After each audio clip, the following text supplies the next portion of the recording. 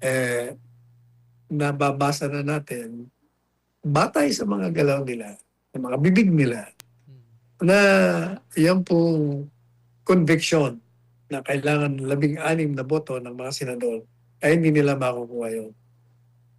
Kaya sabi natin napaka-improbable niyan. Ang probable, yung sigurado, absuelto. Pinong libiste, objection, wala.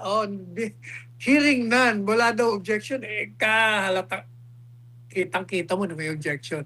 Pero dahil nga itong mga tinamaan ng magagaling na mga miyembro ng Kongreso, dahil meron silang script, lahat ng mga kontra sa kanila, buburay nila. O kaya, tinuloy pa rin nila. Yan ang talagang, kaya alam mo, Carlo, talagang gusto ko talagang i-abolish na itong Kongreso. Napaka-inutil na ito, maliban pa sa perception na magnanakaw. Talagang dapat, ano na yan, buwagin na yan. It's a useless entity. Sabi nga ni Lopez, it's the biggest criminal syndicate in this country. Kaya, isa pa, another thing, hindi ko maintindihan bakit kailangan burahin ng isang privilege speech. Kaya nga privilege speech. Kung kontra kayo sa privilege speech at meron siyang mga binanggit doon, sa inyong pakiwari, mga miyembro, mga lawmakers, kung sa tingin nyo, hindi totoo, o hindi mag-privilege speech din kayo at sabihin nyo, ito ang mga kamalian ng mga yan at ito ang aking pruweba.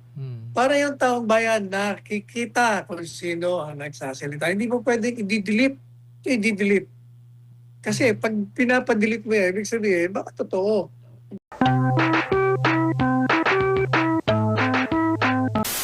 Talaga namang maraming trolls ang mga kalaban ng mga Duterte. Ang administrasyon ay talagang may sariling army yan. Dito lang sa akin TikTok talagang nagkalat Kaya nayaya po sila dahil hindi ko sila pinapansin.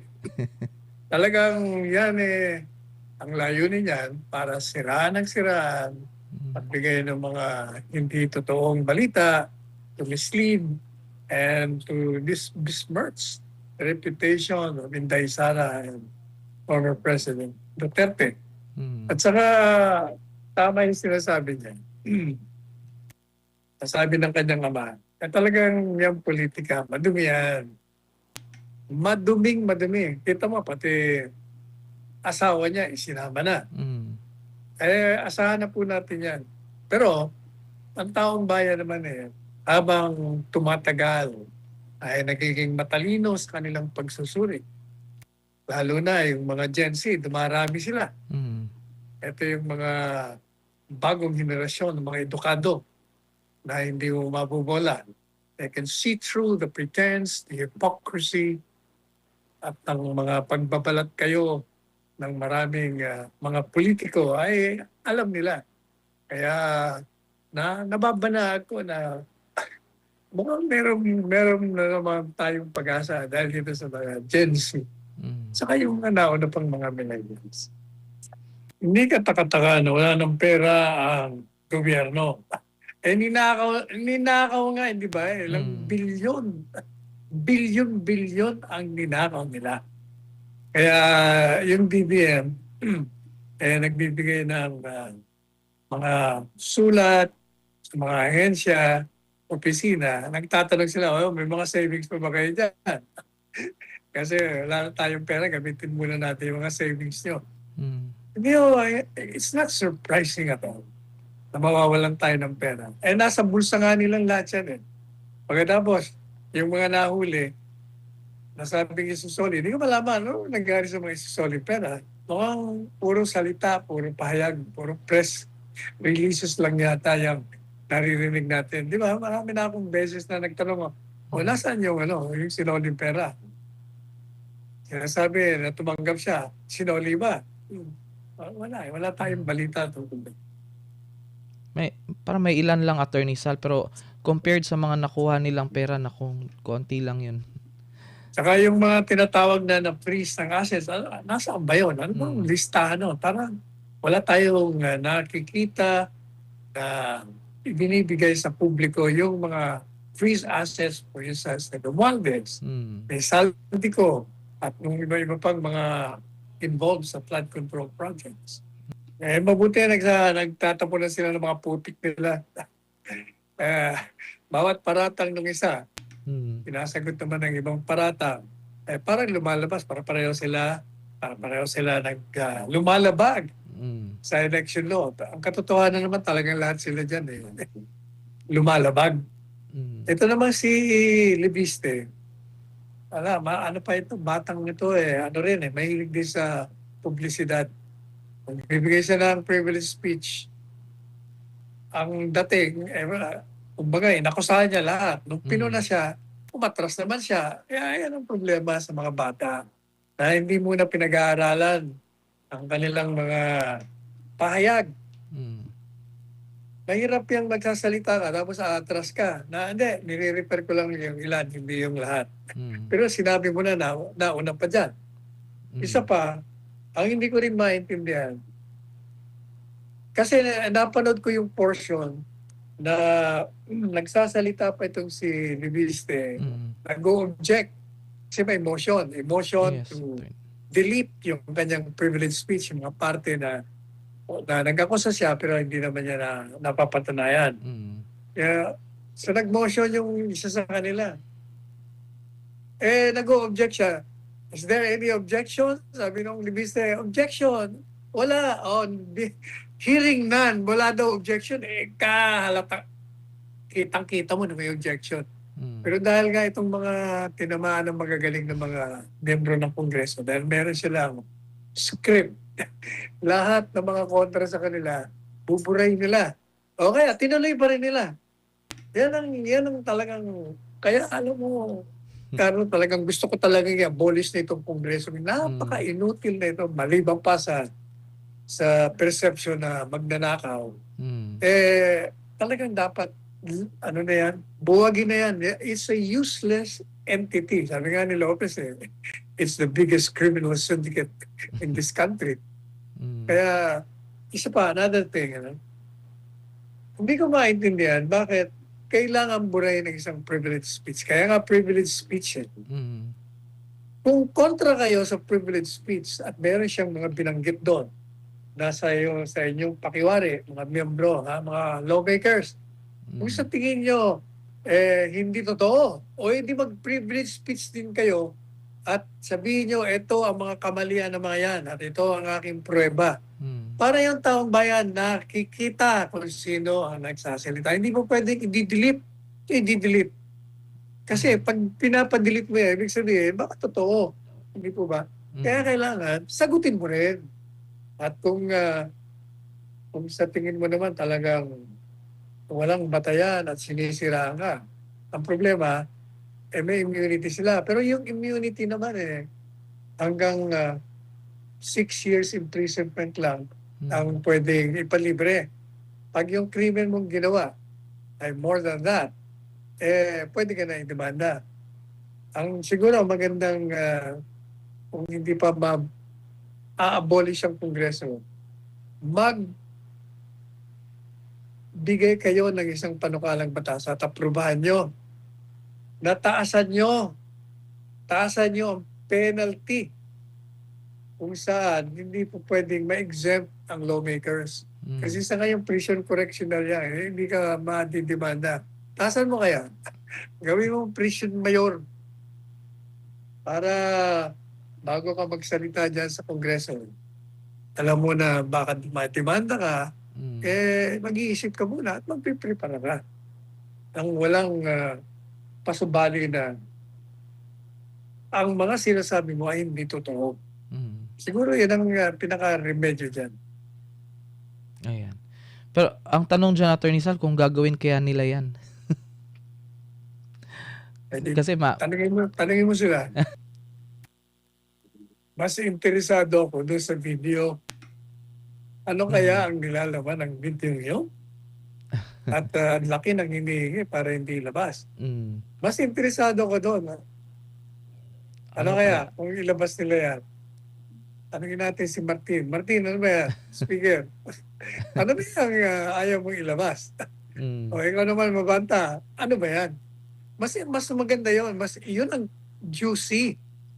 Kasi hindi ka hihingi ng ganong kalaki Mm. kung hindi ganong kahalaga ang video na makakasira doon sa ini-expose mo. O, mas interesado ako doon. Kaya nga Antayin po, natin. may lalabas pa kaya yan, Attorney Sal, na nadakip na yung ano, nadakip na yung founder nung yung PGMN, yung Peanut Gallery Media Network. I'm sure mayroong mga kopya yan. Hmm. May Yan. kopya yan. Ganyan talaga pag mga explosive na video. Kinokopya ng marami na yan. Para kahit na mahuli yung isa, meron ka pang kopya. Ayan. Kalabasin niya na. Kung malaman namin kung ano yan. Mm-mm. Para ebidensya labang kay Martin. Pero magiging ebidensya kaya yan, Attorney Sal, halimbawa na naipalabas siya, magagamit against Romualdez, Attorney Sal, sa pagsasampa ng kaso. Bakit naman hindi? Kung yung video yon alam naman ni Martin. Kasi kumisan yung mismong mga subject, binipidyo nila mga sarili nila for their own, for whatever reasons. Pangalawa, yung kumuha niyan, pwede magsalita na binidyo niya. At saka kahit na inadmissible in evidence na tinatawag, kahit hindi pwede sa korte, pag yan ay nilabas mo sa publiko, yung taong bayan ang mas mahalaga dyan. Wala akong kinokomento kasi pag pending ang trial, hayaan na muna natin ang hukuman. Hayaan mo muna ilatag nila yung kanilang prosecution's evidence at hayaan mo rin yung depensa and then let the court decide. Hindi lamang ngayong Sunday. Katunayan, may nauna dyan. At tayo idadalo na inorganize ng dating Mayor Michael Rama. At doon din gagawin sa Casinos Canyon. Yan sa Puente, Cebu. Yung pong inorganize ni Michael Rama ay isang support group na mga leader ng iba't ibang lugar, grupo dyan sa Cebu. At yan ay ilulunsad nila bukas ng alas 10 ng umaga hanggang alas 2 ng hapon. Tayo dadalo doon. Lilipad nga tayo bukas ng madaling araw para dumalo. At dadalo rin tayo doon sa range. Sabi ko nga sa kanila, maganda yan na maraming support groups ang sunod-sunod na naglulunsad ng kani-kanilang mga grupo. Kahit na merong mga hindi pagkakaunawaan sa baba. Dahil alam mo, sa isang grupo, talagang hindi mo naman mapagkakaisa na humanga ka doon sa leader o sa mga miyembro ng isang grupo. Pero sabi ko sa kanila, ang mahalaga, kayo iisa ang common objective, Inday Sara. Doon kayo magkaisa. Talagang hindi mo natural lamang na meron dyan sa isang grupo na ayaw mo. Mga personalidad dyan. Dahil may mga alam kang mga kalokohan nila. Pero ganun pa man, ang mahalaga dyan, the more organizations supporting VP Sara's candidacy for 2020 presidential elections, mas magaling. The more, the merrier, and the better. Wala problema sa mga miyembro. May problema yung mga nandun sa taas. Yan. Yung chief. Kaya hindi porket ikaw ang boss dyan, akala mo. Dahil maganda rating Pag hindi, okay ang mga miyembro. Yung rank and file, wala tayong problema sa rank and file. Ang may problema tayo, yung mga nasa taas, hindi nila ginagawa yung kanilang trabaho. Alam niyo na kung anong ibig sabihin. Ayan. Yan namang pagpapalit ng liderato sa Senado. Palagi naman ganyan Tanggi rito, tanggi ron, pero nagkakaroon naman ng palitan. Di ba? Yan naman ang kasaysayan nila dyan. bigla na lang tayo nabubulaga, may bago ng presidente sa Senado. Natural lang mo yan. Pero regardless of the change of leadership in the Senate, ang mahalaga dyan, yung botohan. At gaya ng sinabi natin sa artikulo natin, unless a political catastrophe occurs, nababasa na natin, batay sa mga galaw nila, sa mga bibig nila, na yan pong conviction na kailangan 16 na boto ng mga senador ay hindi nila makukuha yun. Kaya sabi natin napaka-improbable nga. Ang probable, yung sigurado, absuelto. Sapagkat ano bang pinagbabatayan ng mga boto ng mga senador? Kung titingnan mo yung mga nakaraang impeachment, partisan voting ang palagi nangyayari dyan. Yung kakampi ng administrasyon, doon sila. Yung kakampi kabila, doon din naman sila. Bihirang-bihira ang isa, dalawa na boboto on the basis of evidence. Dito, sasabihin nila, hindi, boboto kami on the basis of evidence. Lalo na, kung on the basis of evidence, lahat kayo, dapat ang boto nyo absuelto. Sapagkat wala naman talagang ground. At inisa-isa na po natin yan Kahit saan mo tingnan, talagang walang ground. Talagang politika lang, talagang script lang yan na kailangan nilang gawin, patupad, upang tanggalin nila itong si Inday Sara sa unang-una bilang pangalawang pangulo na ano man mangyari sa presidente, siya ang magiging presidente. Pangalawa, yung pagtakbo niya sa panguluhan sa 2028 na talagang magaling siya. So kung on the basis of evidence, wala. Talagang wala yan. Iinisa-isa na natin yan. Ngayon, kung on the basis of kung kakampi ka ba ng administrasyon o hindi, ang maglalaro mo dyan, hindi na yung kakampi ka. Kung hindi, iba ang sitwasyon ngayon kasi yung temper ng mga tao, kakaiba ngayon. Galit sila Kaya tinitingnan nila kung anong makakabuti sa kanilang political future. Kung botohan ko ba ito, makaka-apekto ba ito sa akin sa aking future moves as a politician? Kung maapekto, boboto yan ng absuelto. Maliban na lang kung talagang pag ikaw ay sagad, sagad na sagad, upusakal. Yung ibig sabihin ng pusakal, sagad, naantay Duterte ka, ay talagang hindi ka mapapahinood. Kahit na wala ebidensya, bumoto mo ng conviction. Yan ang magiging mga kalakaran dyan. Oh, by the way, naalala ko tuloy, Yes, sir. meron na isang kaibigan ko pa naman to. Ito, Duterte to. Natatanda ko, nagpupunta pa siya sa Davao para magpa-endorse dahil tatakbo siya sa Senado. Tapos ngayon, kung makabana at kay Inday Sara, kaysa daw 199.99% daw yung kanyang prediction na malakas daw ang ebidensya. Nangingiti na lang ako, kaibigan natin to. Pero wala naman yung kaibigan sa atin pag mali, di ba? So, makinig ka, kaibigan. Sabi niya, kasi tinanong siya, paano ko mag-resign? Yan ba ay tutuloy pa ba impeachment? Sabi niya, kung mag-resign, di mo natatanggal siya as vice president. Pero dahil dalawa daw ang kaparusahan, yung isa, para tanggalin ka bilang kung anong posisyon nakaupo ka, in this particular case, vice president, hindi ka na vice president. Pero, sabi niya, meron pang isang punishment. Ang penalty ay hindi ka na makakaupo bilang opisyal ng gobyerno kasi may disqualification.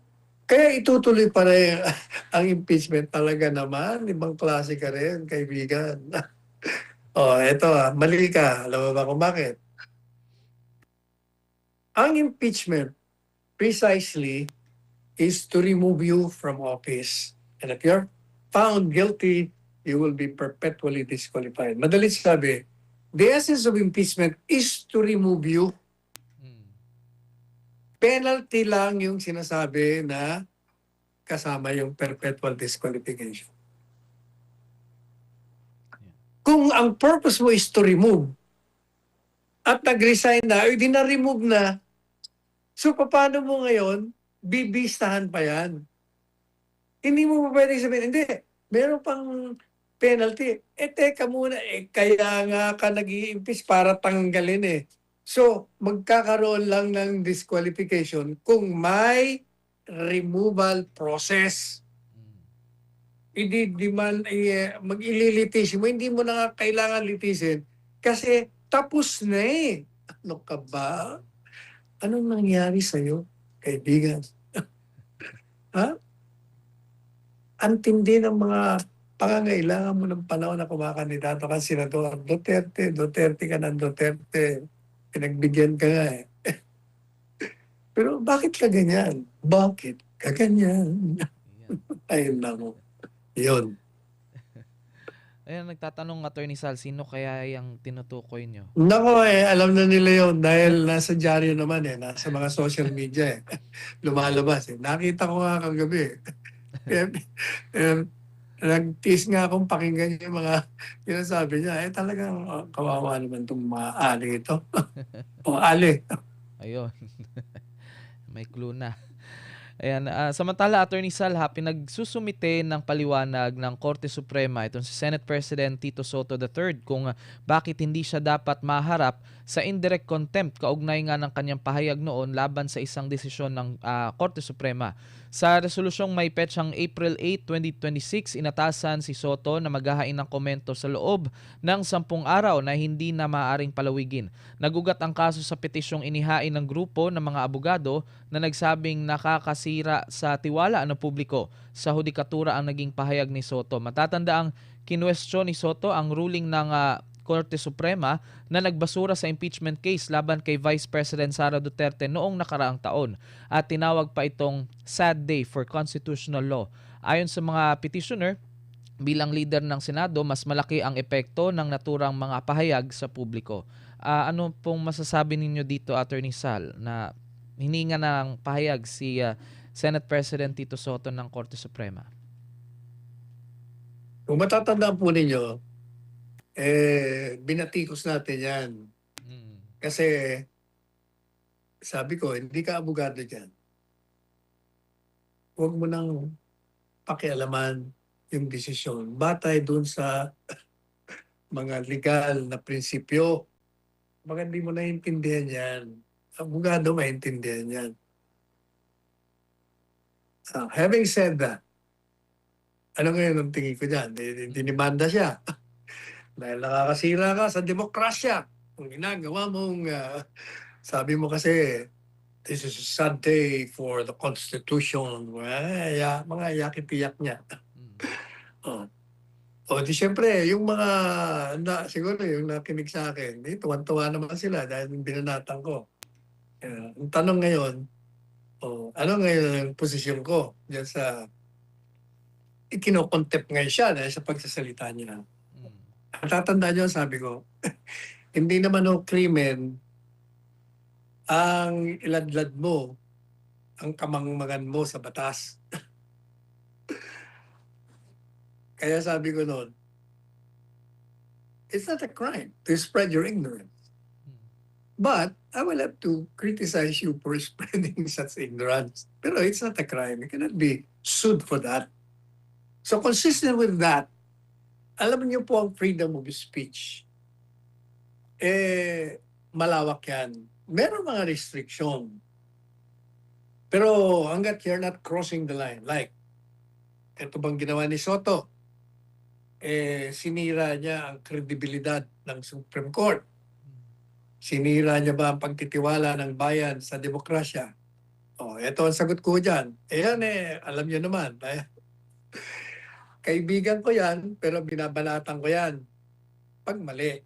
Ngayon naman, eto naman siya. Siya naman nakademanda. Sa tingin ko naman hindi dapat na i-contempt yan. Bakit kanyo? Gaya nga na sinabi ko, yung paglalahad ng kamangmangan ay hindi krimen. If it's not a crime, it's not to be said to be contemptuous. Hindi ho. Kasama ho yun sa pag-dissent, pagpuna sa tingin mong mali. Kahit na nga mali yung pagpuna mo, kasama ho yun eh. Wala naman siyang sinabing ibagsak ang Korte Suprema. Mm. Tayo'y mag-alsa laban dito sa Korte Suprema. Wala naman nung ganun eh. Sinasabi niya lang na mali ho yata ang basa niyo dyan sa ating saligang batas. Maliwanag naman, binabago niya naman ho eh. Yan ang kanyang opinion. Opinion lang ho yun.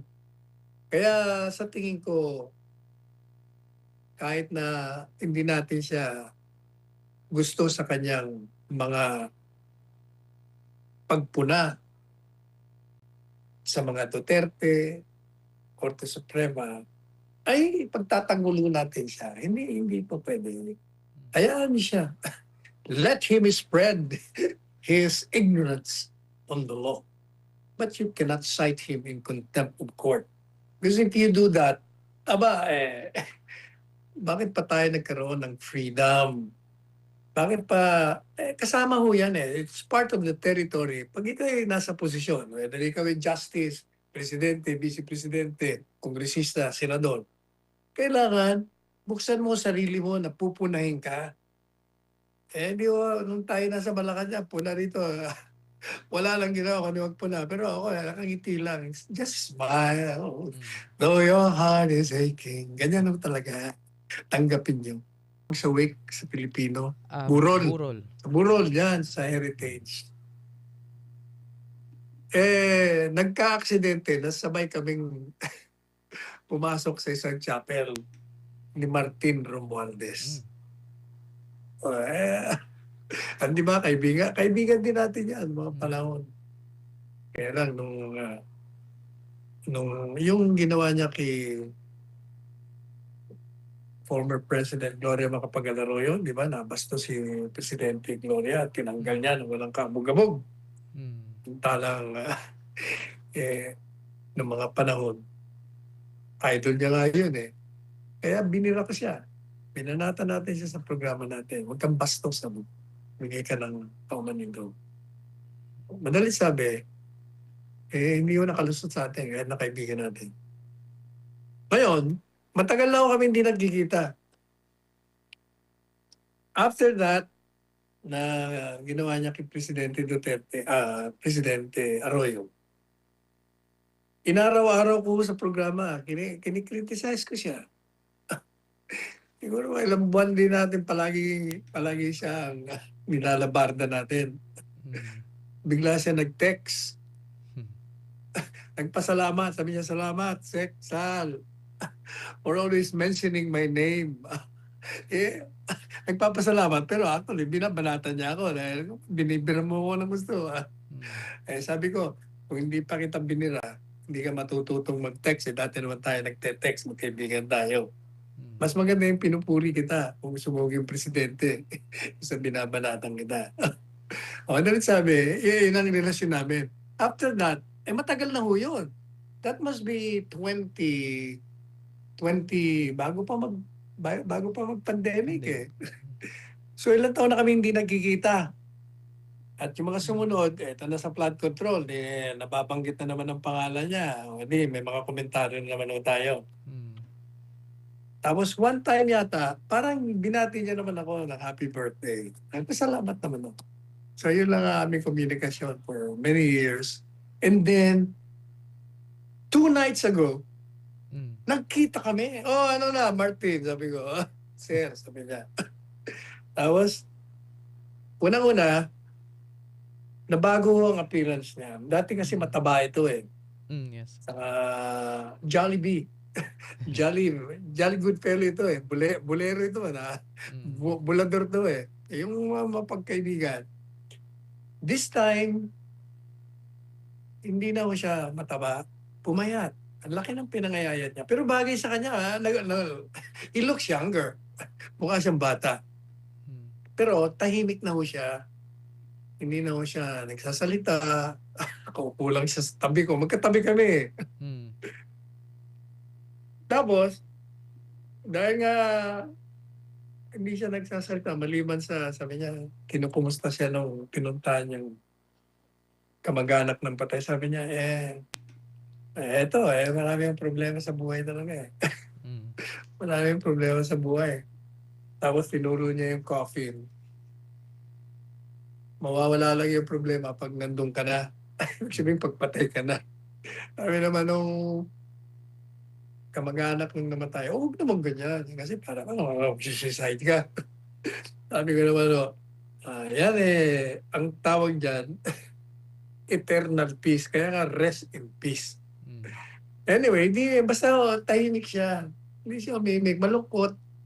Tapos sabi ko sa kanya, gaya na sinasabi ko sa programang ito, Mm. Mga Martin, huwag ka mag-alala. Ewan ko kung nakuha niyang ibig sabihin. Huwag ka mag-alala kasi yung complaint sa'yo sa ombudsman, nabasa ko. Palagay ko, maabserto ka. Di medyo kinig siya. Bakit alam mo kung ba't ka maabserto? Number one, ang testigo nila sa'yo, si Madriaga, naubod ng sinungaling. Walang hukuman maniniwala doon. Yung mga sinasabi niya against BP Sara, against everybody else. Mm. Number two, si Gutesa, testigo rin nila sa demanda sa'yo. Di ba? Sabi ko, Gutesa, nag-deliver. Kaya lang bumaliktad. Mm.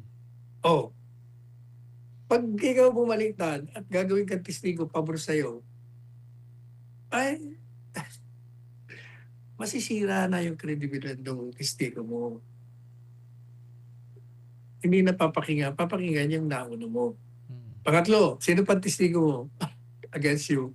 Si Triniling. Ako, napaka sinungaling din nun. Hindi niya paniniwala ng hukuman nun. Ano pa? Ebidensya sa'yo, mga video. Hindi mo naman ma-cross-examine yung video. Kaya, palagay ko, absurdo ka. Hindi ko lang masabi sa mukha niya. Ayoko naman may barat.